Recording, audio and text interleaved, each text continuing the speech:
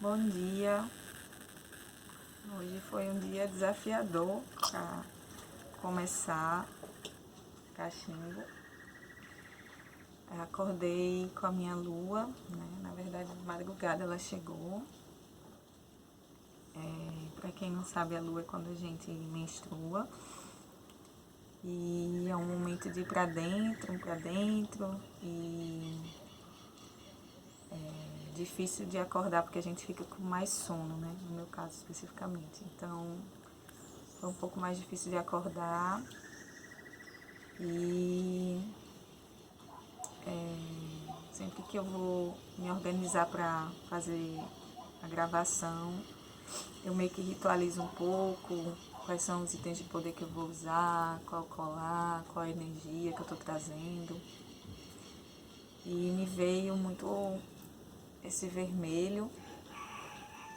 Eu fiquei intrigada, né? Sempre que eu menstruo uso minha faixa, minha tchumpe, que é um cinturão lunar que ajuda a gente a proteger um pouco a energia, que a gente fica muito aberto, e também reverenciar esse sangue, trazer essa energia de poder. E quando eu estava pitando o cachimbo, me veio uma música de Ansan, eu pitei nessa música, de Ansan dos Orixás, e eu fiquei bem irradiada, sentindo energia, sentindo os tremores, fazendo os movimentos de vento, de sopro, como se eu estivesse me energizando, e me veio muito um pedido de dança, né, de dançar, e eu dizia, venha, venha minha senhora, e ela sugeria que eu vivesse os processos de morte, né, porque toda menstruação é um processo de morte e renascimento, que esse processo ele poderia ser com alegria, com vivacidade, com energia, com gratidão. E dentro de um ritual de cachimbo tudo é muito simbólico, né? E enquanto eu estava pitando, eu estou há um tempo com um maçarico, que é o fogo, né? O elemento fogo nesse rito.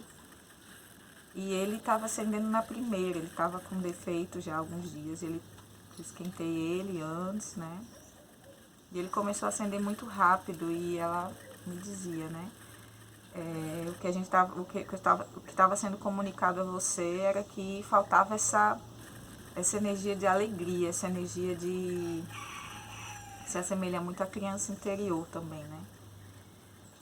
E eu fui tomada por essa alegria, sentindo vontade de dançar e vendo todos os processos de morte que estavam sendo anunciados na minha TPM, sobre padrões, sobre questões. Então, veio muito essa energia de o que você está vivendo de final de ciclo, que está te deixando talvez preocupada, talvez ansiosa. Então era um convite para que a morte ela viesse com leveza, com alegria, com gratidão à transição. E isso ficou muito marcado, né? A ideia do renascer, do terminar os ciclos com alegria. E diante disso, a imagem de Pai Joaquim de Aruanda se colocou ao meu lado e me trouxe folhas. Folhas para que eu pudesse fazer um banho, folhas para que eu pudesse me reconectar com as plantas, para que eu pudesse me reconectar com a natureza, folhas para que eu pudesse trazer energia dessa vivacidade, folhas para que eu pudesse trazer essa energia de abertura intuitiva. E foi muito poderoso, foi muito bom, foi muito bonito trazer essa energia para esse processo de sangue, para esse processo de lua, para esse processo de ir para essa caverna, com essa consciência do convite à alegria, ao riso, à dança, à espontaneidade, e a orientação de que nesse viés a gente começa a ver as coisas por um ângulo diferente, por um ângulo mais vívido, como se fosse um novo óculos para a realidade das coisas que a gente precisa deixar ir, desapegar. E para Luiz vieram questões desse vazio também, que também remete um pouco à morte. Vieram questões de... Estamos encerrando hoje os 7 vídeos, e aí o que virá depois, né? Esse compromisso inicialmente com a gente mesma. Então, acho que esse é o gancho da conexão do que veio para mim com o que veio para ele. E para mim também é um pouco desse processo que a Tânia traz sobre fechar um ciclo com alegria, para mim trabalhar um pouco a vibração de gratidão e desapego, porque quando eu tô mais liberto, eu acho que eu consigo deixar ir mais fácil, eu posso deixar ir com mais leveza. E quando ela traz o processo de dançar, ontem eu estava lendo um texto que falava muito sobre corpo, né? Que o corpo fala, o corpo precisa de movimento também, o corpo precisa de prazeres. Antes de fazer algumas jornadas meditativas, alguns facilitadores pedem para que você dance antes, para que você movimente o corpo, para que você traga o sangue quente, né? Para que você aqueça o maçarico, que é você, para que você esteja conectado com o seu fogo interior, assim, aquela coisa quando você tá meio ofegante, e não é um ofegante de extasiado, é um ofegante de alegria, porque você moveu, né? Você vibrou. E tem N tipo de danças, né? A gente podia estar aqui sentado e a gente pode estar dançando sem estar necessariamente em pé. Veio também a vontade, através dessa conexão com a Tânia, da gente dançar, só que ia ser todo um rezo de botar o celular mais longe para pegar a gente em pé. Mas existe, né? Eu posso estar aqui, posso estar me exercitando, dançando aqui e tentando trazer uma alegria pro meu corpo. A gente assistiu uma live de uma professora no domingo, e ela botou uma música e ela tava cantando a música assim, empolgada e sentindo a música, então ela tava dançando a música. Também tem essa questão, né? Dançar é só para quem caminha, mas tem aquelas pessoas que não têm um movimento nas pernas. Então se criou um movimento de dança nas cadeiras. Ou até num teatro que você não pode, né, levantar de certa forma para dançar. Então você pode dançar com o pedaço do seu corpo que está solto. Então esse movimento também me traz essa reflexão. Então quando eu sentei, me veio, é a última, é o último vídeo. Como é que vai ser? Vai ter a segunda temporada? Vai ter a terceira temporada? É um trabalho que ele aconteceu do jeito que ele tinha que acontecer, e isso também é uma liberdade, é uma soltura. Porque o 7 veio porque o pai Joaquim de Aruanda, na primeira vez que ele começou a estabelecer o contato e pedir para que a gente entrasse no rezo do... A gente, na verdade, ela, só que aí a energia foi convidando outras pessoas. Foi rezar o terço por 7 dias.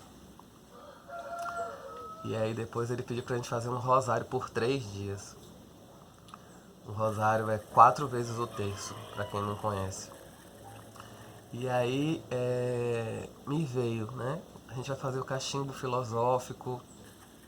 E a gente está divagando em cima de mergulhos do nosso eu observador. E eu fiz 7. Vamos fazer 7, porque foram 7 dias que o Preto pediu pra gente fazer o terço, e a gente tá colocando também o nome de vocês aqui embaixo, colocando não, pedindo pra vocês colocarem o nome, pra gente fazer 7 dias de terço com o nome de quem botar aqui nos comentários. Então, e o 7 tem um potencial de ação, de decisão, de escolher o caminho e trilhar o caminho, assim. É um carro, né? O carro, se ficar parado, ele pode dar defeito. E qual é o coração do carro? O motor. Do que o motor precisa? Combustível. Para transformar em quê? Fogo. Então, assim, o nosso corpo é nosso motor, né? Ele precisa de fogo, de prazeres, para começar a funcionar melhor. Então, às vezes, a coluna começa a doer, a perna começa a doer, mas você não faz uma ação para exercitar aquela perna, exercitar aquela coluna. E cada vez que você fica mais parado, mais crocante você fica, né? Então, trazendo essa leveza mesmo, eu falando pra Tânia algum tempo atrás, tem algumas danças na dança circular sagrada que são danças em espiral. Geralmente toda entrada, quando você entra no espiral, você entra pra morrer. E depois quando você vai pro núcleo da espiral, você renasce. E aí tem danças de espirais, que são aquelas danças introspectivas, que você vai refletindo a sua morte, o que você precisa abandonar, desapegar, soltar.